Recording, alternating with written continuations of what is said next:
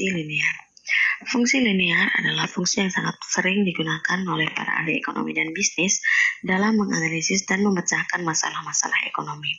Hal ini dikarenakan sebagian besar masalah ekonomi dan bisnis itu dapat disederhanakan atau diterjemahkan ke dalam model yang berbentuk linear. Dalam video kali ini, kita akan belajar untuk menyajikan beberapa penerapan ekonomi dan bisnis yang berbentuk fungsi linear. Nah, penerapan ekonomi dan bisnis tahap pertama adalah memperkenalkan fungsi permintaan dan fungsi penawaran. Kemudian menganalisis interaksi antara fungsi permintaan dan fungsi penawaran dan fungsi penawaran yang berupa keseimbangan pasar. Akan menganalisis juga perubahan keseimbangan pasar yang diakibatkan karena adanya pengaruh pajak dan subsidi dari pemerintah. Nah, analisis penerimaan lainnya seperti analisis pulang pokok atau break-even point yang berguna untuk perencanaan perusahaan, dan terakhir fungsi konsumsi dan fungsi tabungan serta model keseimbangan pendapatan nasional. Nah, aplikasi fungsi linear dalam mikroekonomi juga ini, yaitu untuk ada dalam fungsi permintaan dan penawaran, keseimbangan pasar setelah pajak dan subsidi, fungsi analisis simpang impas atau analisis pulang pokok atau dalam bahasa Inggrisnya break-even point, dan fungsi anggaran. Nah, yang pertama akan kita bahas adalah tentang fungsi permintaan. Fungsi permintaan menunjukkan hubungan antara jumlah produk yang diminta oleh konsumen dengan variabel-variabel lain yang mempengaruhinya pada suatu periode tertentu. Variabel-variabel ini bila ditelusuri dalam perekonomian yang sesungguhnya sangat banyak jumlahnya. Tetapi umumnya para ahli ekonomi berasumsi bahwa jumlah produk yang akan diminta atau dibeli oleh konsumen selama satu periode waktu tertentu tergantung pada 5 hal variabel utama. Pertama, harga produk itu sendiri, terus pendapatan konsumen, harga produk lain yang saling berhubungan, harga produk yang diharapkan pada waktu periode mendatang, dan selera konsumen. Dari kelima variabel yang disebutkan tadi, dari kelima variabel bebas tadi, variabel harga pokok atau harga produk itu sendiri yang dianggap paling penting sehingga digunakan sebagai variabel bebas, sedangkan keempat variabel bebas lainnya dianggap konstan. Dengan demikian, penulisan fungsi permintaan ini dapat dituliskan secara lebih sederhana menjadi Q sama dengan fungsi P. Jadi, jumlah barang yang diminta ini tergantung dari harga barang produksi itu sendiri.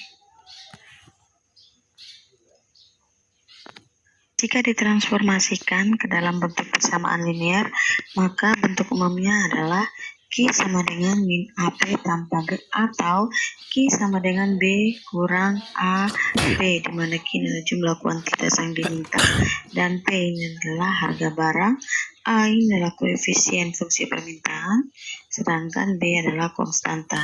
Sehingga secara matematis sekali lagi fungsi permintaan itu dapat melalui persamaan Q sama dengan fungsi P.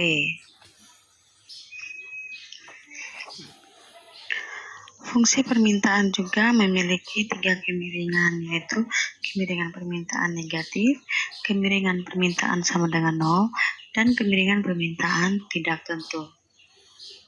Di sini saya akan memberikan contoh tentang fungsi permintaan.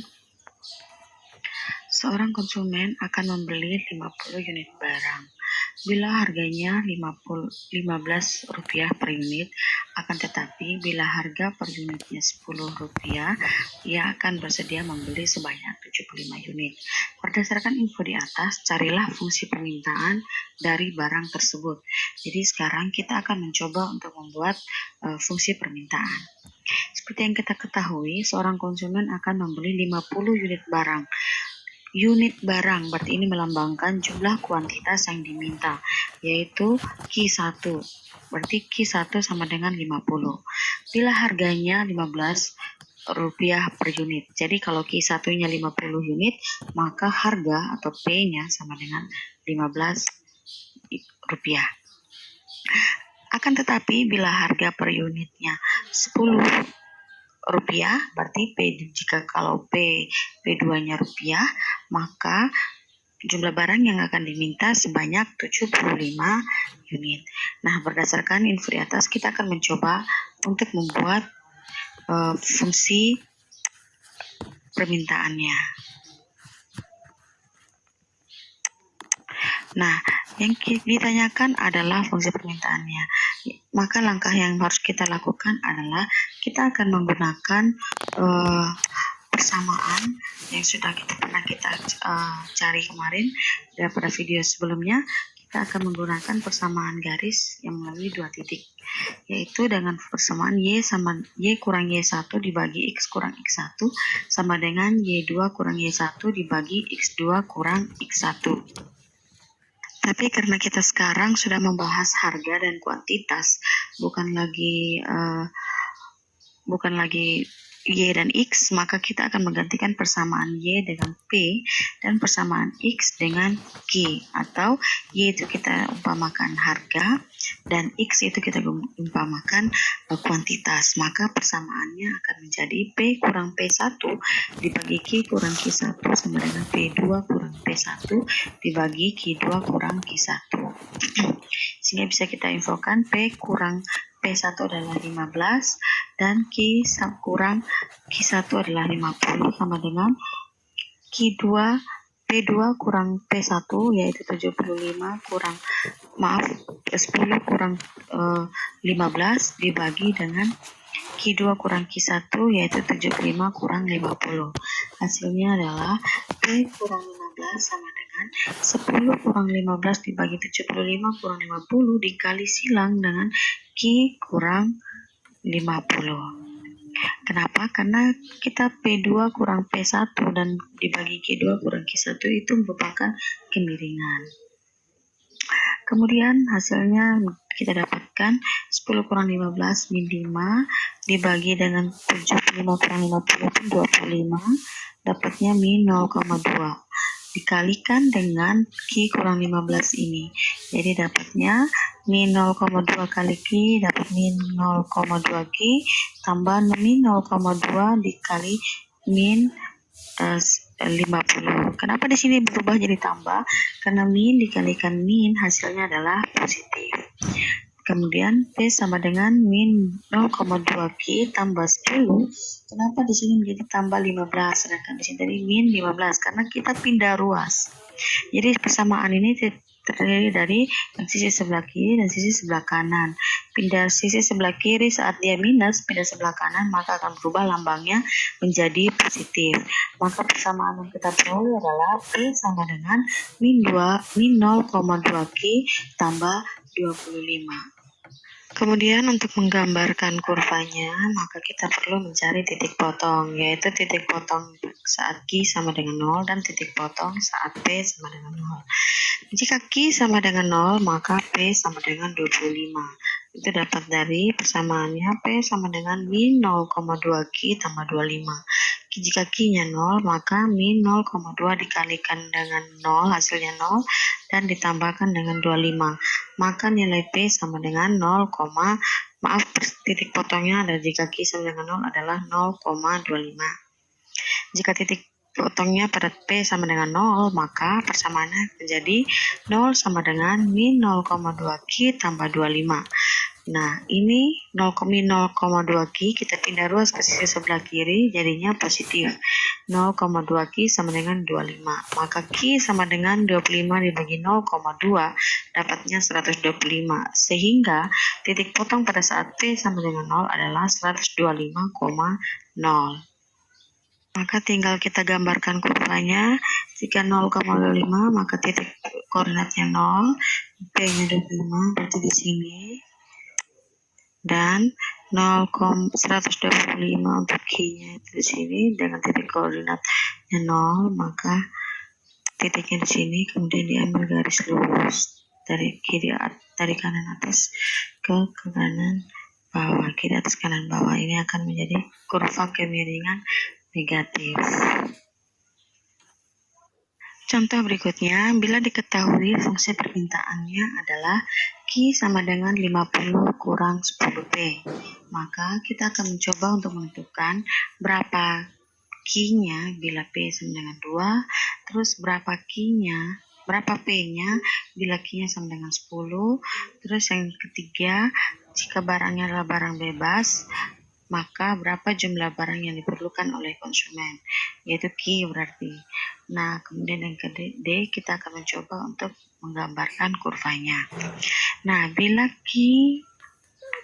P sama dengan 2, maka Q-nya sama dengan 50 kurang 10 dikalikan dengan 2, karena P-nya sama dengan 2, maka dapatnya adalah 50 kurang 20, dapatnya 30. Jadi kalau harganya adalah Rp2, maka jumlah barang yang diminta adalah 30. Ini biar lebih jelas, 30. Oke. Nah, yang kedua, berapa P-nya atau berapakah harga yang berlaku jika jumlah barang yang diminta sama dengan 10? Jika Q sama dengan 10, maka persamaan adalah 10 sama dengan 50 kurang 10P. Kenapa 10? Karena Q-nya sama dengan 10. 10 kurang 50 sama dengan min 10P. Atau ini bisa kita pindah ruas. Jadi ini terserah teman-teman mau pindah ruasnya bagaimana. Yang penting teman-teman paham betul bahwa kalau pindah ruas maka persamaannya atau lambangnya akan berubah. Jadi bukan lagi positif melainkan negatif. Bukan lagi negatif melainkan positif jika pindah ruas. Nah, ini kita akan pindahkan 50 dari sisi sebelah kanan ke sisi sebelah kiri. Dapatnya 10 kurang 50 sama dengan min 10P. Maka di sini 10 kurang 50 adalah min 40 sama dengan min 10P. P sama dengan min 40 bagi min 10 dan P hasilnya adalah 4. Jadi jika jumlah barang yang diminta sebanyak 10 unit, maka harga yang berlaku adalah Rp4.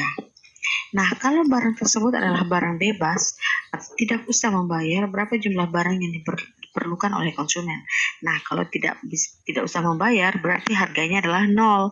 Maka kalau P-nya 0, maka Q-nya adalah 50. Karena 10 kali 0 hasilnya adalah 0. 50 kurang 10 yaitu 50 kurang 0 total hasilnya adalah 50. Jadi jika harganya atau jika barangnya adalah barang bebas, maka jumlah barang yang diperlukan oleh konsumen adalah 50. Berikutnya kita mau menggambarkan kurvanya. Nah, jika kita ingin menggambarkan kurvanya, maka langkah pertama yaitu kita harus menghitung titik potongnya. Titik potong pada sumbu titik koordinat, yaitu jika Q-nya 0 dan P-nya 0. Jika Q-nya 0, maka P-nya adalah 5. Itu dapat dari 0 sama dengan 50 kurang 10P.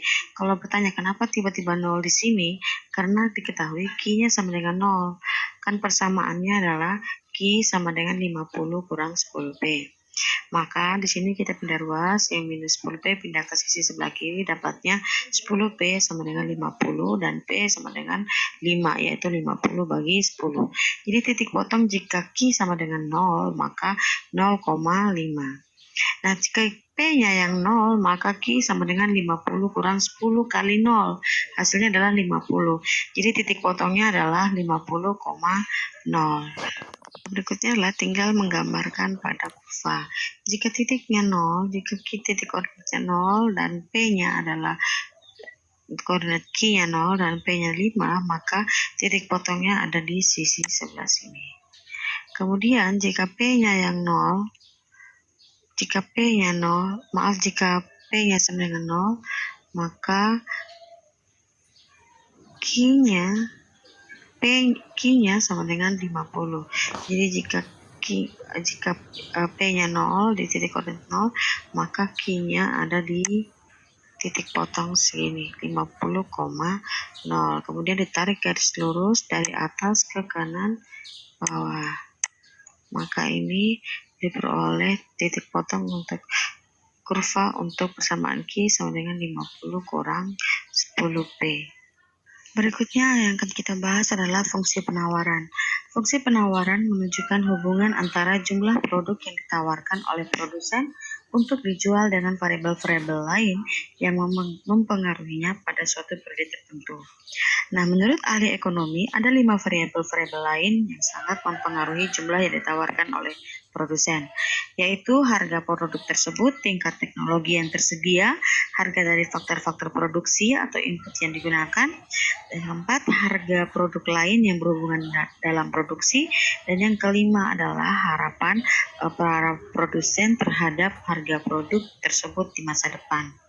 Secara matematis, hubungan fungsional antara produksi yang ditawarkan oleh produsen dengan kelima variabel bebas mempengaruhi dapat ditulis dengan persamaan Q sama dengan AP tambah B, atau Q ini sama dengan koefisien harga ditambahkan dengan konstanta. Untuk kurva penawaran, frekuensi penawaran juga memiliki kemiringan penawaran positif, kemiringan penawaran sama dengan 0, dan kemiringan penawaran tidak tentu. Contoh fungsi penawaran, jika harga suatu produksi adalah Rp500, maka jumlah yang akan terjual sebanyak 60 unit.